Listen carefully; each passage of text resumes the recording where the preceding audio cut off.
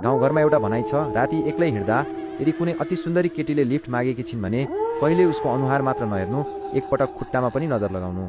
एक दिन म सहरबाट गाउँ फर्किँदै थिएँ। रातको 12 बजिसकेको थियो। बसले मलाई मुख्य सडकमा झारिदियो। त्यहाँबाट मेरो घर पुग्न झन्डै 20 मिनेट उकालो हिँड्नु पर्थ्यो। बाटोमा एउटा ठुलो वरको रुख र दोबाटो आउँछ जहाँ मान्छेहरू राति हिँड्न डराउँछन्। म त्यही दोबाटोमा पुग्दै थिएँ। अचानक एउटी सेतो सारी लगाएकी केटी रुखको फेदमा रोइरहेको देखेँ। यति राति यस्तो सुनसान ठाउँमा एक्लै केटी देख्दा मलाई अचम्म लाग्यो। मैले सोधेँ, के भयो नानी, किन रोएको? उसले बिस्तारै आफ्नो हात अनुहारबाट हटाई। उसको अनुहार यति राम्रो थियो कि मैले त्यस्तो राम्री केटी आजसम्म देखेको थिइनँ। उसले मधुरो स्वरमा भनी, मलाई डर लाग्यो, मलाई घरसम्म छोडिदिनु न।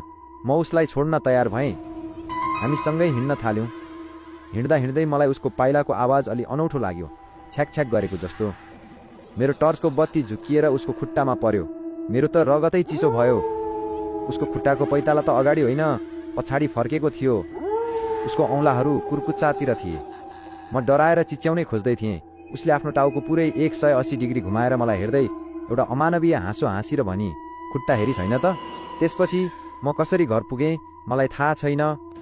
म 7 दिनसम्म होसमा थिइनँ।